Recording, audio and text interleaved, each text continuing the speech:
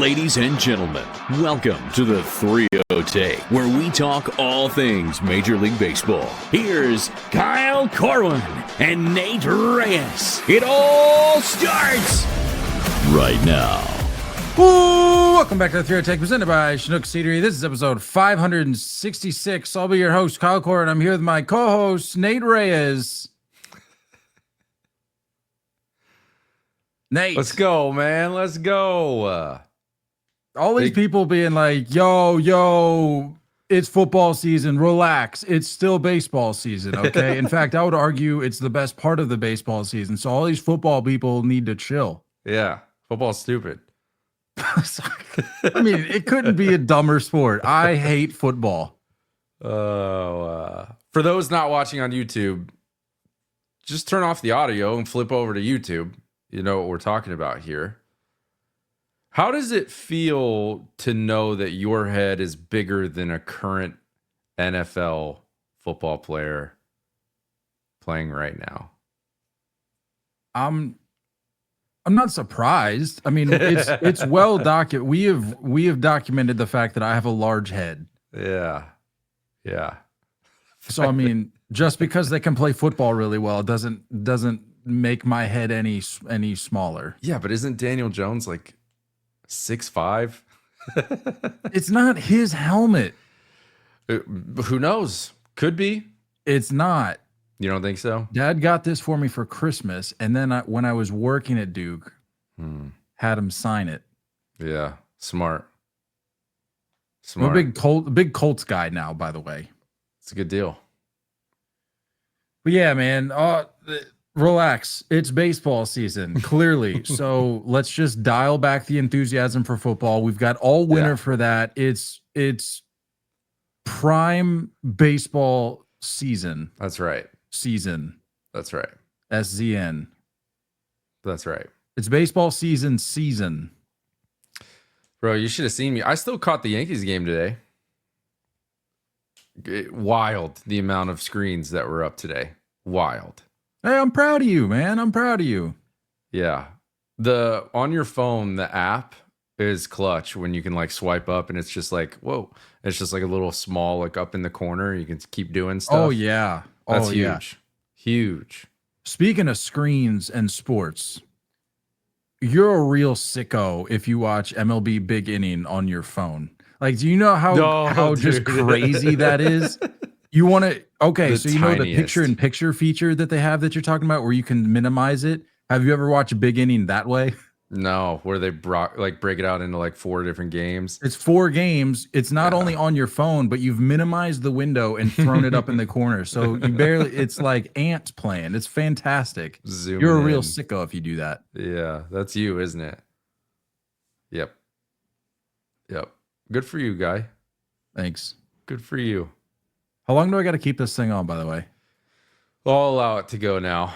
If you, I mean, look, like, why don't you fill people in? You worked at Duke. This is when the podcast started, by the way. So it's kind of like a little bit of a history lesson for the podcast. Yep, sure is. Yeah, worked at Duke with their athletics program, or department, I should say. Worked there for a few years.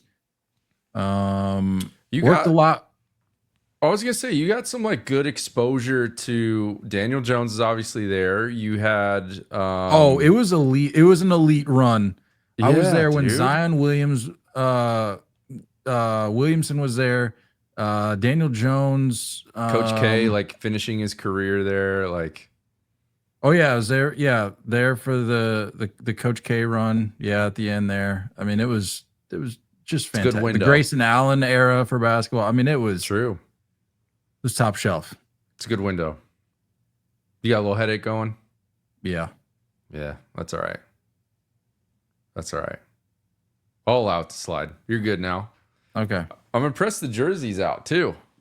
Big Colts guy, big Daniel Jones, big Peyton Manning guy. But like I said, it's still, don't get it twisted. It's baseball season. Football.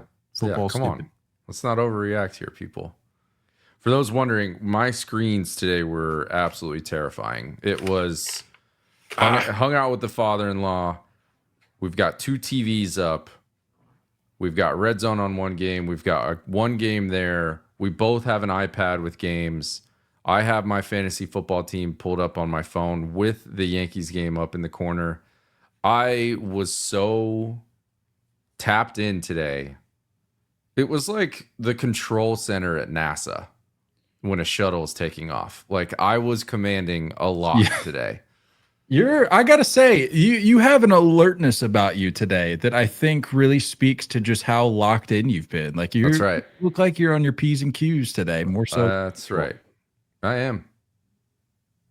You got it. Proud of you. It's impressive, isn't it? Yeah, you know what else is impressive is losing a game in which you held the other team hitless for 8 2/3. 8 2/3. Absolutely terrible. Dude. Down to your literal last out, and you're just like, no, we don't want it that bad.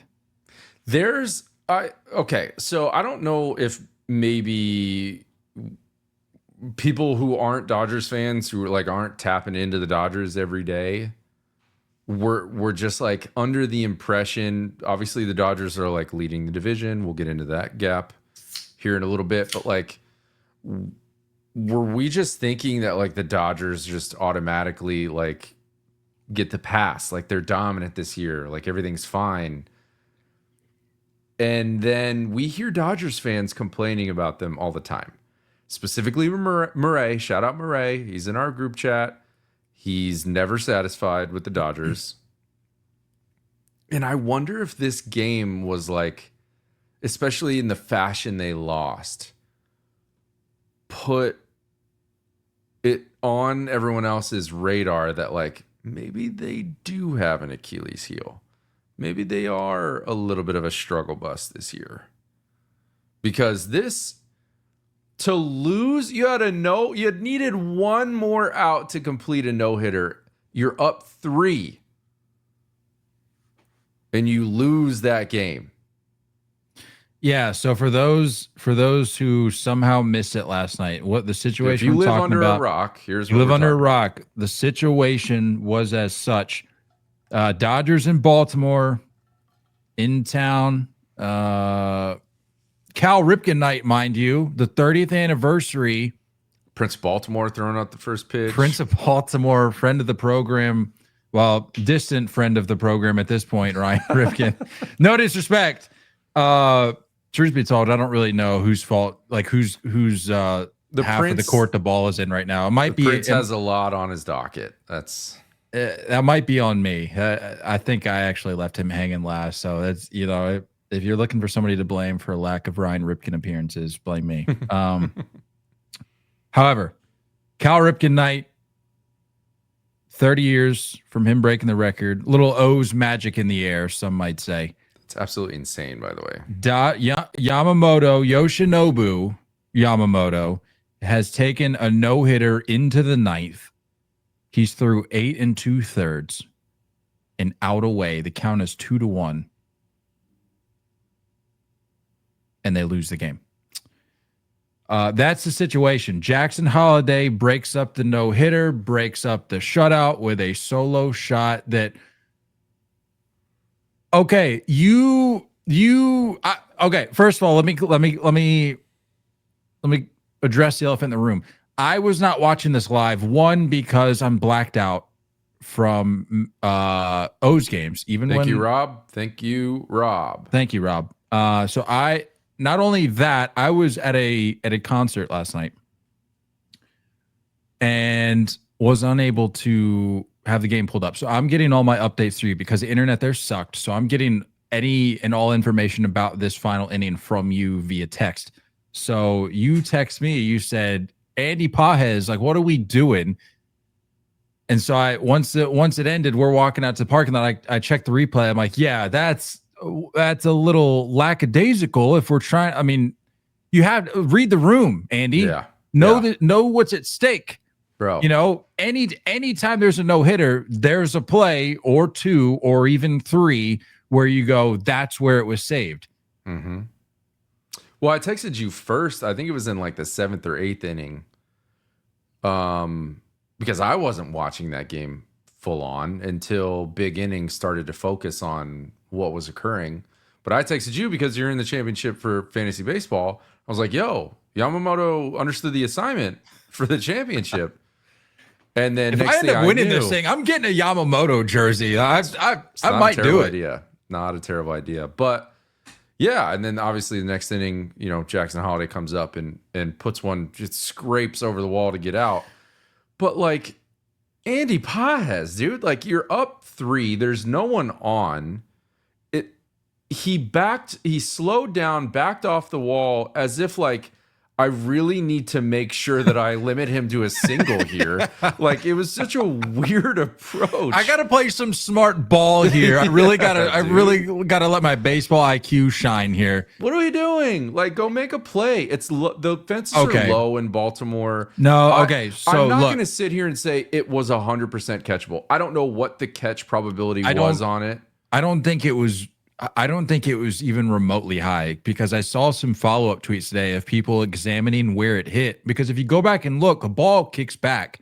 It's because it hit if you go back and watch the clip, it's the black railing that's up behind, like on the back side, closest to the fans, of the backside of the shelf that's there.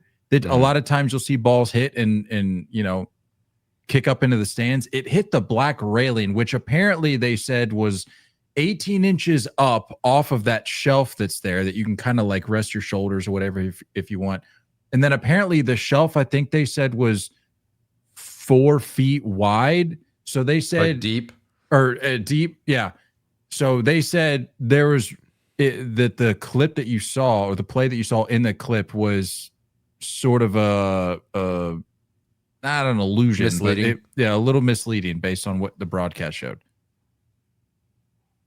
I don't care. I'm with you. At the very least, make an effort. Make an effort, guy. Make an effort. Like I don't understand. You're like, make a play. At least try to make a play. If you are leaping, crashing into the wall, or you get there back, you obviously got back there early enough to potentially climb it. I'm okay with it tipping off the top of your glove. I'm okay with you being just out of reach. It's the effort that, like, when I watched it live, I was like, ew, like, what are we doing? The way he slowed down and was like, I got to hold him at first. It was just like, it was a stupid, whatever. It is what it is. But moving on to the bigger, more telling side of this story is that it didn't just turn into like, oh, we got the next guy ball game. Dave Roberts decides to go to a struggling bullpen. I don't know what the pitch count was for Yamamoto. He was done. Like I think it was like 100 and 112 maybe. Like, that's fair. Totally fine. He's tapped. Totally fine. Trying to remember who came in. It was Trinan, wasn't it? Trinan was the one that I think lost it, wasn't he? Yeah, Trinan came in and just absolutely folded. Was there somebody in between? There was someone after Trinan. Trinan was the first one to come in. I thought Trinan was the one that ended up blowing it. All right, guy. What concert were you at? What does this matter? I'm just curious. Are you trying to accuse me here? No, I mean, not accuse.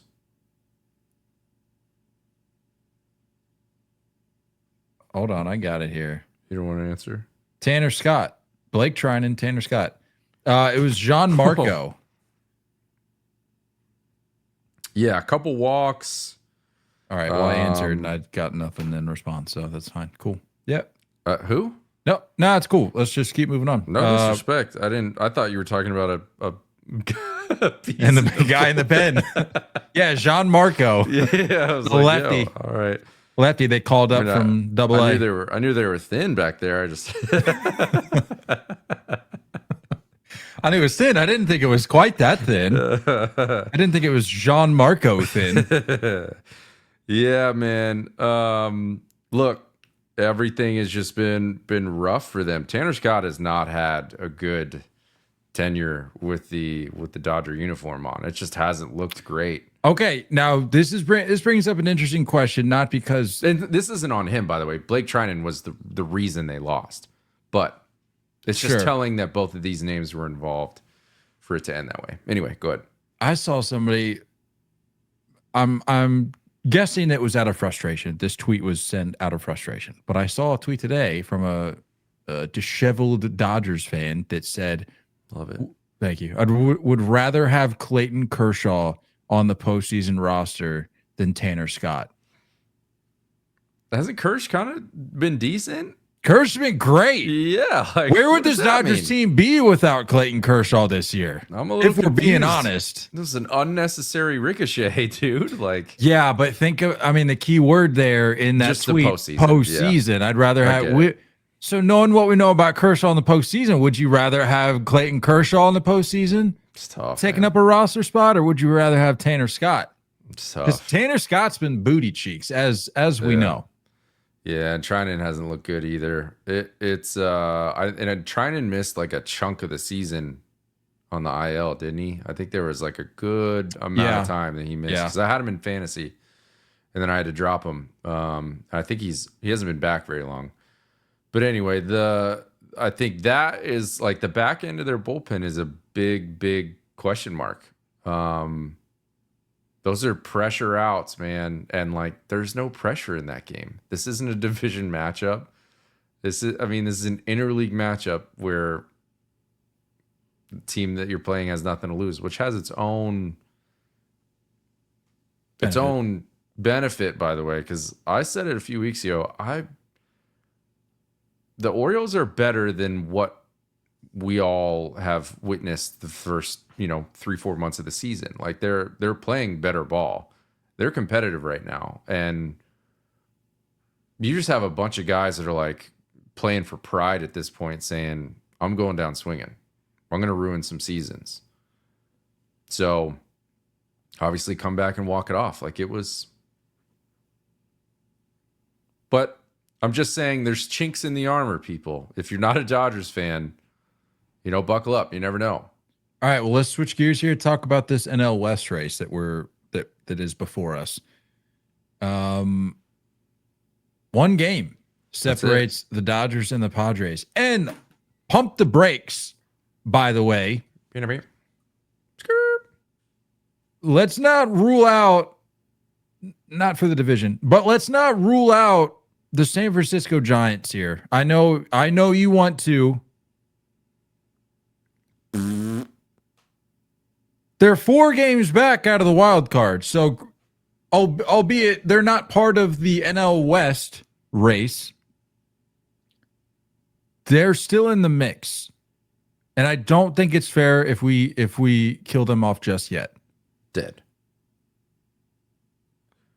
Man. But I understand if you don't want to talk Giants as it pertains to. Yeah, I'm not interested in that. I'm looking at the Padres schedule coming up. They're about to take on the Reds for 3, Rockies for 4 at home. Love this weekend. 4 games set at home. Yeah. Following up with the Mets. That very interested because you bring up the Giants. Like that series could be very important for the Mets. Is that one in Queens? It is in Queens, and it is it's next week. It's the 16th through the 18th. So not this upcoming Tuesday, but the following. That could be important for them. There's a lot of interesting narratives going on with not just the NL West, but the overall wild card. And there's something about the Giants team one game over 500 that we're like, you never know. I just don't like it. I don't like that. And this is shout out to the AL. I think the AL is going to end up looking like a lot more competitive as far as better baseball. Overall records. I mean, 72 and 71. Yeah, it's about 4 games back in the AL as well. But you have 3 or 4 teams that they'd have to hop over to get to that last wild card spot in the AL. Know what I mean? Anyway, whatever. I mean, even the Cardinals are just kind of floating around. They're 4.5 back at 500. Yeah, just kind of hovering. But specifically this Dodgers Padres race, I mean, I don't want to overreact to one game, but is the Dodgers season over after losing the game last night? I mean, I don't want to overreact, but let's not get out of hand. Should the Dodgers pack it up after the game last night? Not a terrible idea. No, joking aside, and not to overreact to even a struggle stretch. But do you think his Dodgers team has what it takes to win the World Series? I don't know, man. It's no, I'm being for real. I'm being for real. Know. Does this Dodgers team have what it takes? I don't know. Because look, if they care about and or respect my philosophy as it pertains to the postseason, they should have adopted something by now. A rallying cry. Last I checked, they don't have that. They just wave at each other everywhere on the field. That's it. So you combine that with the injuries, with the scuffling. It's not looking good in LA. And the Padres are breathing down your neck. Granted, they're both 3-7 in the last 10, so it's not exactly like the Padres are just storming back. Yeah, a little disappointed in that. Yeah, dude. Players talk about how real the hangover is. The World Series hangover is like it's a thing. It's not fake. I mean, it's September. I don't know how much can we really point to the hangover? I think you can in ways of the level of exhaustion. I think that they're exhausted. You just think they never caught up? It's snowballed as the years gone on? I think that the roster and organization as a whole, the fact that they're still leading the division at this stage in the season is incredibly impressive. Because of that just show if there was no hangover, I feel like they'd be in a lot better position right now. Football in the mind. Yeah, exactly. But with hangover injuries, it's just I don't know. I don't know if they have what it takes to finish this climb back up the mountain again. If you would have told me on opening day, hey, the Dodgers are this stacked, they're this deep, they have this many arms that they can work with and sort of insert into the equation if they needed to. But they're also going to have to deal with X amount of injuries. They're going to have to deal with a very impressive Padres team, battle it out with them over the course of the season. But on September 7th, they're going to be still leading the National League West, but it'll just be by a game. I would have probably told you that would have tracked almost perfectly. Yeah. Because of how, it goes back to what we said at the beginning of the season. They make all these acquisitions. They say, how much deeper can you get if you're the Dodgers? Mm-hmm. I mean, we talked about they're just signing guys because they can. Yeah. And so, again, not to just beat the dead horse of the injuries, but it's okay, they lose the personnel that they lose, but they're still able to take advantage of that depth in spite of that. They're still a very good team. And yeah, they're still going to be, they're not going to, the Padres are going to run away with the division. They're still going to be holding on to the division lead. It'll just be by a game. I would be yeah, that sounds about right. They may even win the division. It may be ugly. It may be a little bloody down the stretch. But yeah, I could see them doing it. I gotta tip my cap to the Dodgers for if that ends up being the case, if they go on to win the division. Yeah, I mean, you put up with a lot, but let's not lose sight of the fact of, the payroll, the depth, things like that. Sure. I think it's also the fact that names aren't performing the way they expected. Mookie has had a rough start to, begin the season, and like rough luck and getting sick and losing all that weight. And like, it just seems like he's never really gotten back to, his full way of playing. And then, Glass now going down. We know all the injuries. We don't need to like read off all the injuries, but even after coming back, it's like Blake Snell has looked pretty rocky. Glass now doesn't seem to be the unhittable Glass now that we're used to. Like, I think if you remove the names of it, like if you take the stardom of the names and the recognition of the names away from it and just look at stats, you're like, I'm not overly impressed with what I'm seeing across the board in multiple departments.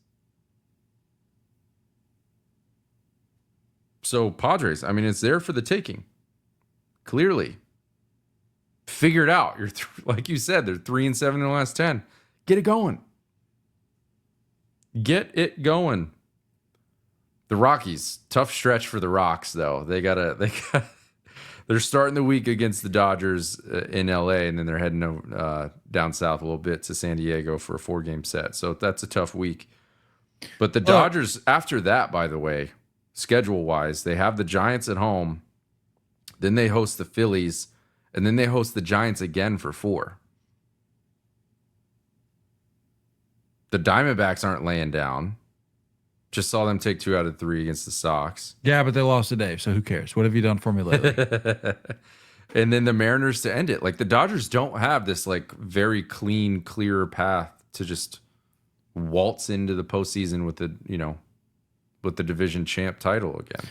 Look, if you're a Padres fan, you better hope and pray that you can squeak out the division this year, because although this is going to be, I think, a 2-3 team division race for the next however many years, you're not going to have very many opportunities like this where you're less than a month away from the end of the regular season and you're a game away, within striking distance of having ownership of the division.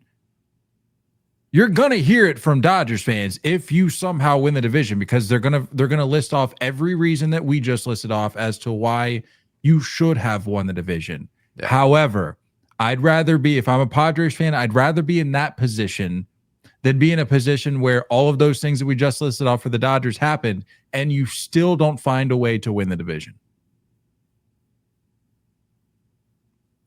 It's an exciting few weeks of baseball coming, man. I would rather be having to hear from Dodgers fans saying, yeah, well, you should have, of course, you had no excuse. You should have won the division, versus being like, you had every reason to win the division and we still own you. Like that you don't want to be that. You don't want to be there if you're Padres fan. Good point. It's a good point. I don't know. Anywho's, but yeah, you're right. Got a few weeks of exciting ball left. Speaking of exciting, there's a Phillies Karen that needs to really dial it back. What a scene that was. Tough. There's a lot to dissect here, if we're being honest. Okay, so like where do we start? Haircut. I don't mean with her, just the situation as a whole. Yeah, haircut's wild, but looking at the home run itself. All right, so the ball lands. Bunch of empty seats. There's a skirmish. I mean, yeah, it's a Marlins game. Yeah. No disrespect. Hey, let's go Marlins. Bunch of empty seats. There's a skirmish. This lady somehow feels that because it, I guess, landed or made contact, brushed up against one of her seats or the people that she was with. I don't even know if it was that. It was like the seat in front of her, wasn't it? I don't know. She feels that because it was within her section that I guess she was entitled to this ball. Keyword. Which is crazy. Guy comes over, dad comes over, picks it up. Skirmish between 3 grown adults, by the way. No kid in the skirmish. I mean, there. I think there was maybe 4, 5, 6 people that could have wound up with the ball, but sure. 3 that were for sure going after it. Takes the ball back over to his kid. Kid's all excited. 8 seats away. Yeah, kid's all excited. Dad gives son a hug. Here comes angry Phillies fan. Taps the guy. The reaction, I gotta say, very bizarre on behalf of Dad. I don't know what that was. Guy looked like you saw a ghost. Yeah, Dad needs to buckle up a little bit better. I genuinely don't know what that reaction was. Like, did he think that he was never gonna, communicate with the person ever again? It seemed as though that was the case. Yeah. Anyway, she starts letting it eat. We apparently got fan footage from a girl that was sitting behind them. So many good angles of this. Clutch. Yeah. Shout out to the people that were actually, typically I'm always like, hey, if there's an issue, put your phone down, stop recording and help out. But a situation like this, you're not going to do anything. Just, get us all the angles we can. Yeah. And so she said, you took it from me. It was in my hand, which I just don't think is true. Never was. And then Dad, what are you doing? Yeah. Takes the ball out of son's glove, gives it to the woman, and's like, all right, there you go. Happy now, get away. Super soft. Yeah. Like just L's flying all over the place. Yeah. On both sides of this issue. I mean, come on, Dad. Fellow Phillies fan? I'm assuming we're dad and son Phillies fans. Okay. Which adds to the confusion of this whole situation. Which is odd to see a soft Phillies fan. I think all of them they grow up fighting off wolves on the streets of Philly. That's how they are. Ready to throw down with any and all. They fight for their cheesesteaks. Yeah. That's right. The wolves are after them. Mm-hmm. The citizens are after them. That's right. Who's going to win it?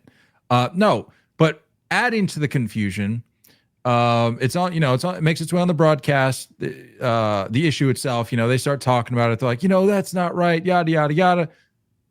I guess half inning, maybe an inning, couple innings later, team representative from the Marlins comes down. She's on the broadcast. She's like, we brought these fans some goodie bags. As I mentioned, adding to the confusion, when you take into account the fact that we're dealing with 3 Phillies fans here, a father and his son, and this angry woman. Now, I'm not knocking the gesture. Very kind on behalf of the Marlins. But if I'm a Phillies fan, am I all that? Am I truly psyched that I'm walking away with a Marlins bobblehead, a couple Lone Depot insignia baseballs, and like a foam finger? Yeah. How old was that kid? 8? 9? It was probably like 12 or 13. It was his birthday. Teens. I wouldn't give him the teens. But he got to meet Harrison Bader after. 11 or 12.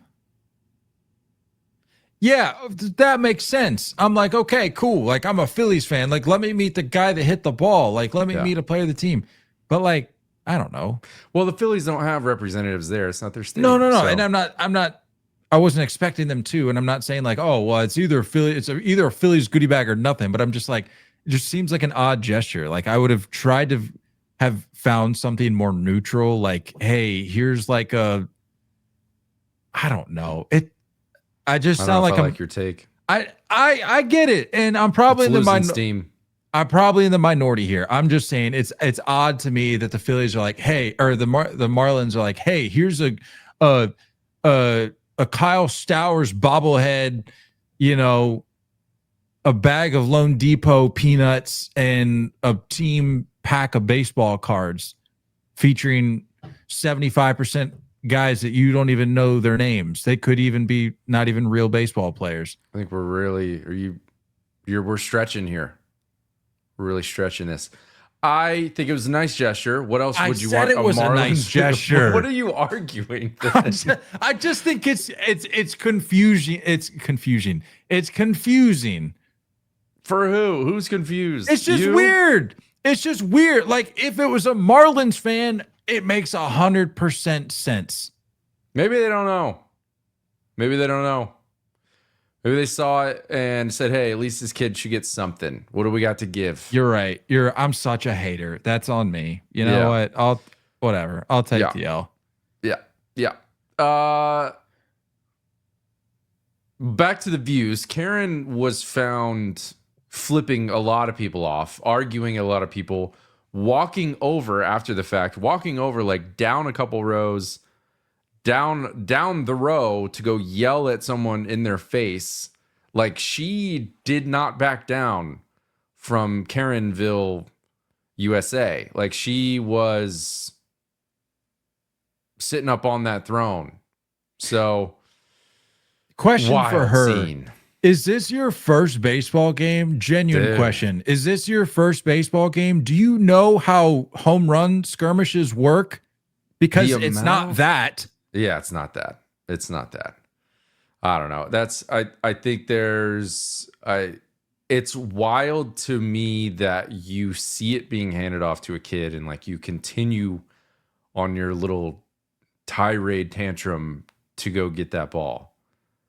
Like, you see, I think, I still don't condone it, but like, I think it makes a little bit more sense if it's just adult to adult, where it's like, hey, like, I had that. But like, the second it's passed off to a child, you have to turn back around and go sit down. Can't do it. So, nice gesture by the Marlins, getting him some swag. Don't know what Kyle's take was. But And then the Phillies. No. You know what? I'm not backing down from this take. It's weird. It's weird. Okay, say there's like a hat. I didn't see what the contents of the bag were. Say there's like a hat and a t-shirt. What is he going to do with that? He's a Phillies fan. What is he going to do with that? What is he going to do with, no disrespect, what is he going to do with the Kyle Stowers bobblehead, assuming there was something like that in there? What is he going to do with that? He is a Phillies fan. That kid's not 13, by the way. All right. He's like 9. What is this edit of her like getting the ball and turning around and AI is like changing her face into Gollum from Lord of the Rings? Look.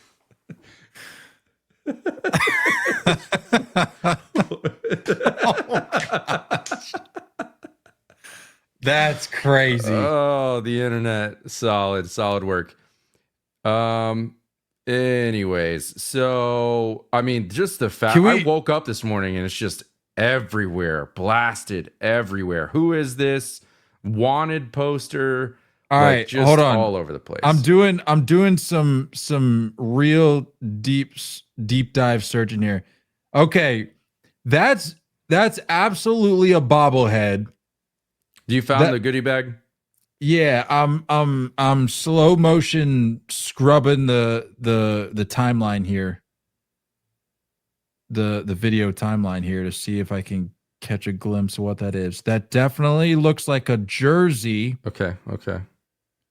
So we've got a bobblehead, a jersey. There's a baseball in there, which I can only imagine has some It's either a Lone Depot logo, It's a like Marlins $80 logo. worth of free stuff in here, and you're coming at the Marlins for. I'm not coming at the Marlins. I'm just saying it's odd. Answer me the question. You haven't answered the question. What is a Phillies fan going to do with all that Marlins merch? Who cares? He's a kid. He's going to the game, and maybe he'll sell it for all I know. I don't. Who cares? You can't do nothing. After watching that, you can't do nothing. You're right. So I'm going to give this young woman that works for the Marlins a pat on the back here. The Marlins a pat on the back here. Thank you for scrounging up some stuff. Let's go Marlins. Makes a kid happy. L's go to Phillies Karen, obviously. Yep. L's go to husband of Philly Karen to let it happen and not like, I'm going to try and talk down my spouse from pulling something like, crazy hey, Karen, off like shut that. your mouth. Yeah, exactly. Yep. And then L to little man's dad who let this all transpire. And like, what is that about? No, I'm keeping Dude was shook when she came over and tapped him. Yeah. That was the craziest part of the whole thing to me. Like, forget the shouting, forget the like tapping on his shoulder. His reaction. This Gollum thing I could watch over and over. It's so good. Yeah, so I stand by my take. I don't know what you're going to do with that. Anywho, if you're at a game, if there's a skirmish, if there's a ball to be had, if it's a skirmish, it's up to you. If you feel nice, give it to a kid. If you don't, that's okay. You earned it in the skirmish. But if there's a kid nearby and you take the ball away, if you get in front of this kid, if you grab it out of his glove or her glove, if you are in the skirmish with a kid, no, it is the child's ball. It makes their day. Karen probably going to get fired because of all of this. I don't know if the post was legit, but I did see a post that said she was fired from her position. Now I need to know. Did you see what position did she hold? Hold on. I want to say I feel like she's like a superintendent somewhere. Oh yeah, no, I think she's in the school system. Yeah. Hold on. I mean, no disrespect. No, yeah. So the post was fake, but her name.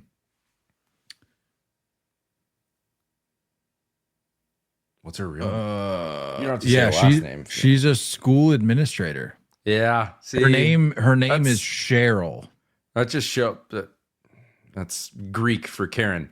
That just shows Cheryl with a C.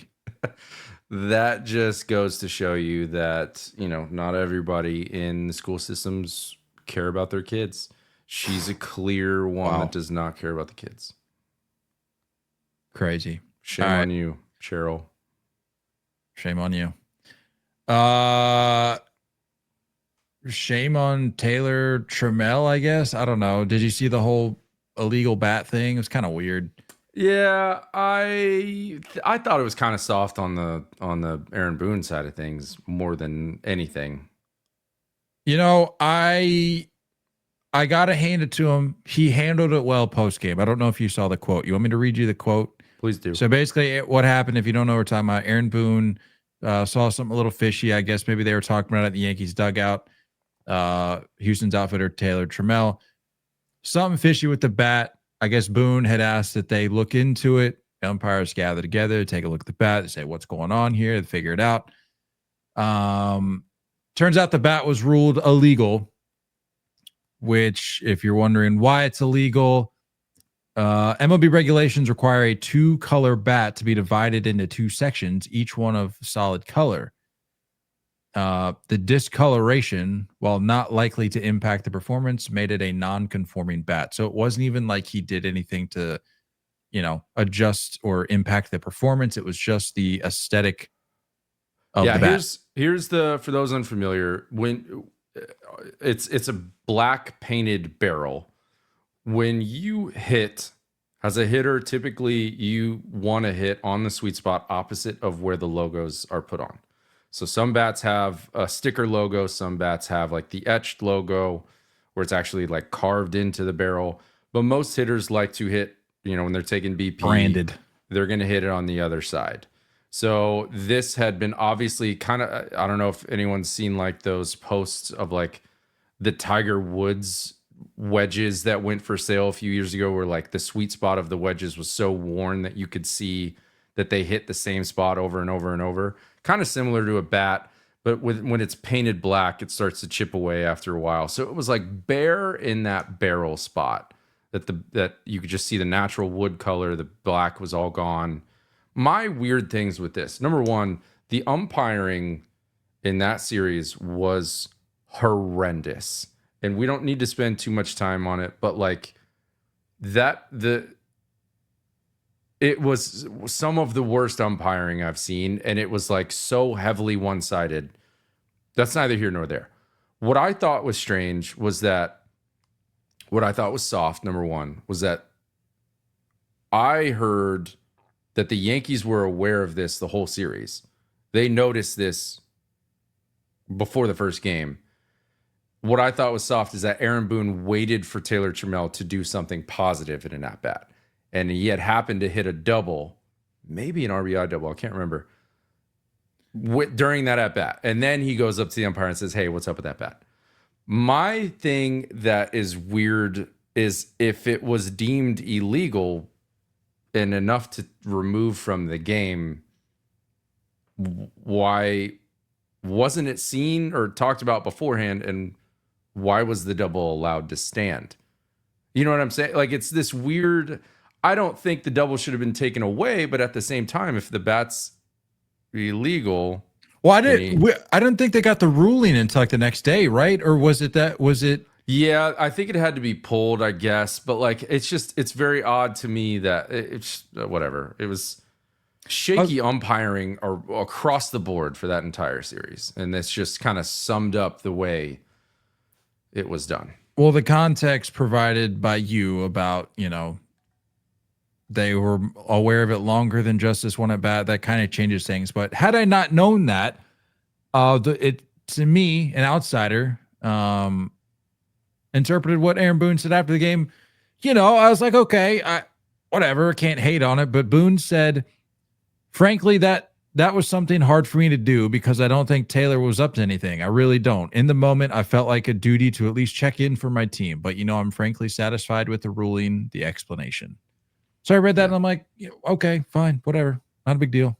Yeah. I mean, I think it ended up fine. It's a cosmetic issue, ultimately. That's what it came down to. Exactly. It wasn't like it was corked. There was nothing crazy going on. It was just, I thought it was, I don't know. I thought it was soft to wait for something successful to happen before you point it out. We need to bring corked bats back. We need to break the internet again. We haven't had. I don't think we've had a corked bat incident. I don't know. In this current age of social media. I need something. I need someone to get busted with something. It's been a while. Give me some bouncy balls falling out of the end cap or something. I don't know. Who knows? Yeah. The Mets option Kodai Senga to AAA. So, like we mentioned a couple episodes ago, just get a little tune up because of the language in his contract. He needed to comply with this decision. It wasn't just like, hey, we need to send you down. He has to agree to an option. They can't just send him down if and when they please. They have to check with him, be like, hey, are you cool with this? Turns out he was, because he's heading to Syracuse.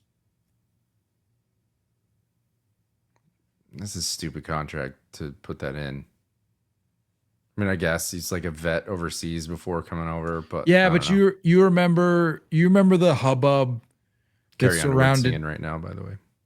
Wow, what a time. Yeah. What a time to be alive. But you remember the hubbub surrounding Senga before he came over. Like, sometimes I would venture to say, in order to lure certain stars like that, you have to add in certain things. You have to add in family shopping spree money. You have to add in unlimited sushi. What is that? What Manny got? Probably. That sounds right. I think he got unlimited sushi or something. Yeah, that's what I'm saying. You got to do things tight. Like this. That's tight.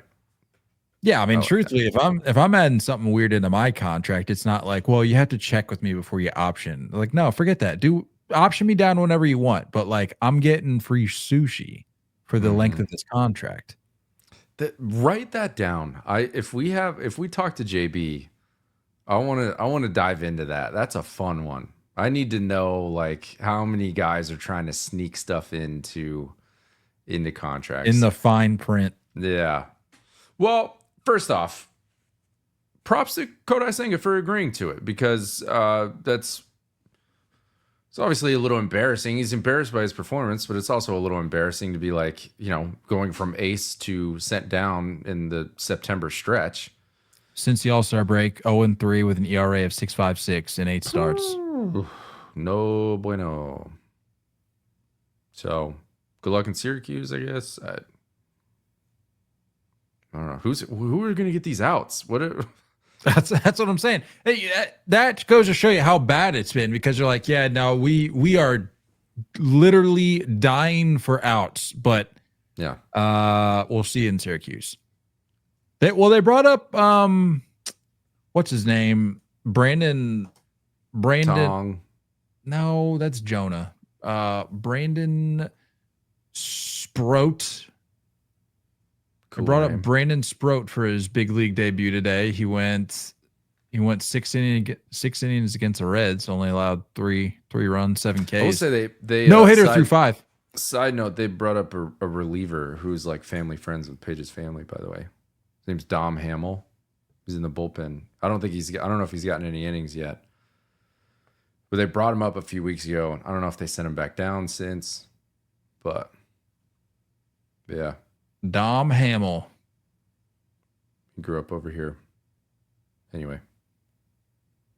I love that for Dom. Yeah. Love that for Dom. Him and Paige went to high school together. Anywho's. Good luck, Kodai.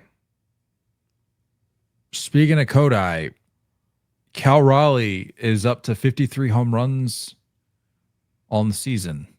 Nuke in Atlanta. I don't know if you saw that. I mean, goodness. Is there a stronger scenario or instance of garbage time? No disrespect, but there's not. I can't make that argument though. Judge hits a lot of garbage time home runs. Yeah, because he's just not clutch, but that's a separate conversation. That's not true, but he does hit a lot of garbage home runs. It's not true. He just can't make throws to home right now. He can't. He can't not handle the topic of discussion. He can't handle the bright lights. Okay. It's that clip. It's that clip of Trump. No, turn them off. They're too bright. They're too bright. That's Judge. Okay. Whatever you say. What has he won? Moving on. What has he won? Yeah, that's what I thought. Moving on, Cal Raleigh. 53 home runs on the season, one away from tying the record of 54 in a single season by a switch hitter. Set by. He's actually a good Yankee. Unlike that fraud we were just talking about. Good Yankee. What? Yeah, we were just talking about a non-clutch, non-good Yankee. This particular individual was actually a good Yankee. A catcher? No, I said a switch hitter. Oh, Mickey Mantle. Yeah. Yep. Which, by the way, there was some arguments of Cal Raleigh being better than Mickey Mantle on MLB Network the other day. Oh, and who was Costas was like Bob Costas. No. Yeah.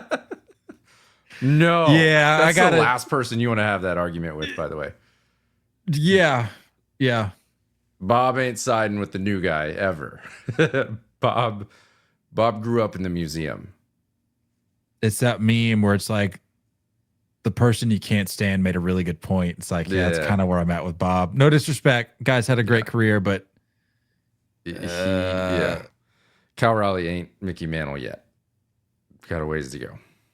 Yeah. And I saw a thing today. The whole point of this point was to, shed light on the fact that Cal Raleigh is, entering some elite company. But But I saw something today. Let me see if I can find it. Where I'm like, holy cow, man. I shouldn't say we, but the people making the argument about like, oh, he could be MVP. They said the tweet was Cal Raleigh had a really good May and June. That's it. And when you look at it, dude was hitting 118 in March, but he's hitting 253 in April, 194 in July, 173 in August. It was only in May and June where he was 300 or higher. May was 304. June he was a 300 hitter. Both months those OPSs were over 1,000. But it's 943 OPS in April. But yeah, I think it doesn't. You don't have to look too deep to be like, it's a fun conversation to have. Just to be like, oh, we got to switch hitting catcher doing something we haven't seen in some time, but which is awesome. Which is like, it's kind of I think it can be appreciated no matter what. It can absolutely be an awesome season. It's just like I'll die on this hill. I don't think there's a glaring enough difference in the home run category between him and Judge to outweigh the massive differences in all the other major categories. Cal Raleigh, well, I mean, if you count March and August, has had three calendar months OPS under 800. Aaron Judge has only 2 under 1,000. And that was a 967 in June and a 923. Oh crap. No, what am I saying? Of course you count August. I thought we were still in August. Of course you count August. So yeah, further bolstering my point here. Cal Raleigh had a 757 in August, 767 in July. Yeah. What are we talking about? Good year. Great year. Awesome to see. Cool to that's the beauty of our sport. I love talking records. I love talking history. I love talking, comparing players against eras. Like, it's cool. It's awesome to see. It's just I think it is true robbery if Judge doesn't get the MVP, barring some like insane 2-week swing in one direction. It's gonna take a lot, though. There has to be like a homerless, hitless 2 weeks for Judge. Yeah, for what is OPS to dip below like 1,000? I don't even think that's possible. I think he's over 1,100, but like, I don't know if the 2 weeks is enough for it to drop down below 1,000. I think it's 1103. Yeah. Anyways, whatever. He has an OPS at 203. Did I say OPS plus? OPS plus to 203. That is stupid. Yeah. Anywho's, that's all I got. Cool. Are we doing the live next Sunday? The Keeping Book? Is that next Sunday? Yeah, the stream. Wifey's in. Is your wifey in? Get the wifeys to end it out? I feel like I got to double check on that, but yeah. Do some research. Yeah, let's count on it. Do some recon. Be giving away some I think we'll give away some merch. May give away this signed Nolan Ryan photo. I don't know. Nice. We'll see. I like that. We'll see how generous I'm feeling. Nice. Yeah, that'll be Sunday Night Baseball. Is that the 14th? Is wifey, what's your setup going to be? Is wifey coming down there? Is Meredith going down to the office? Are you going out to the living room? I feel like it would have to be the living room. Maybe this is like a couch thing. Yeah. Maybe take everybody inside the life of Kyle up into the living room. Sure. Because I can't pull it up on this because the stupid ESPN app doesn't work on this TV for some reason. I'm worried about the height of your coffee table and the height of Rookie. That's a great point. That's a good thought. Yeah. Just a nose coming in when you're trying to keep book. Hey, that's part of the experience. Part of the experience. Fair enough. No, he'll be chill. Yeah. I'm in. We're in. BYOB, bring your own book. That's a week from today. Yep. All right. Lock it in. That'll be the last one of the year. Good stuff, old chap. So we won't be doing any of those in the postseason, but yeah. Correct. That'll be fun. Looking forward to Final one of the season. So if you haven't gotten to any, this is your last chance. If you have been to them and you like them, come hang out.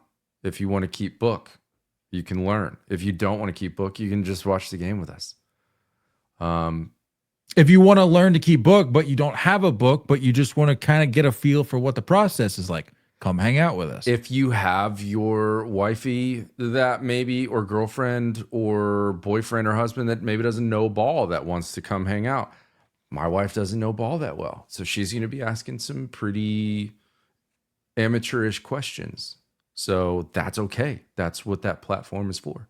It's a safe environment. So yeah, come hang out. Come hang out and see the ladies that make your favorite hosts who they are. How about that? TBD on mine. Gotta confirm, but mine's out if yours is out. I'm just gonna let you know that now. Okay. A lot of pressure. Yeah. A lot of pressure. All right. Yeah. Well, I'll try to make it happen. Cool. Started watching Friday Night Lights. By the way, she's never seen it before. I need to crank that back up. It's on Amazon now. Is it? Okay, good to I know. want my sign off to change to Clear Eyes Full Hearts Can't Lose. You know, like it's got me hyped. I want to run just through for a a wall. fall. Just for the fall. Yeah. Oh, check out like the it. shop. You'll find one of these, and you'll understand what it means when I say don't go chasing curveballs. We love you, and as always, looking forward to talking more baseball with you guys soon. Until next time, stay filthy.